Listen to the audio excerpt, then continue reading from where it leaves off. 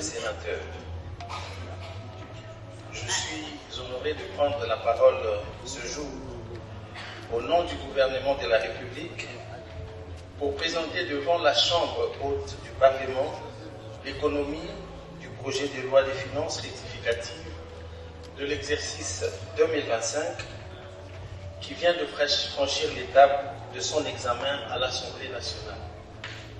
Ce projet de loi élaboré conformément aux dispositions des articles 18, 26, 27, 35, 77 et 80 de la loi relative aux finances publiques est avant tout un budget de guerre et de riposte aux défis sécuritaires actuels auxquels fait face notre pays.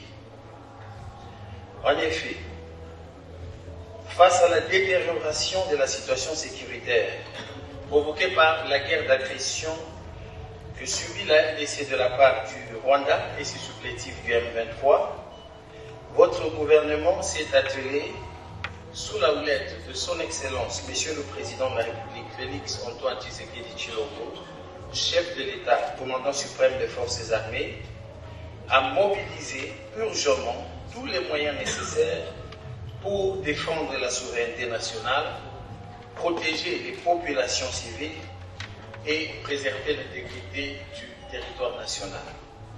Pour ce faire, il s'est dégagé la nécessité d'y refléter également les effets et impacts de plusieurs facteurs d'ordre stratégique, économique et financier influant sur les recettes et les dépenses de la loi de finances initiale.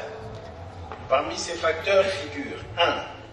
Les modalités de mise en œuvre des mesures gouvernementales de réduction de train de vie des institutions politiques en faveur de nos forces armées. 2. Les recommandations pertinentes de la Commission Défense et Sécurité de l'Assemblée nationale lors de l'audition à huis clos de quelques membres du gouvernement sur la situation sécuritaire à l'est du pays. 3. L'impact de la perte de recettes dans le Nord Kivu et le Sud Kivu et ses effets induits par rapport aux assignations de la loi de finances initiale. 4.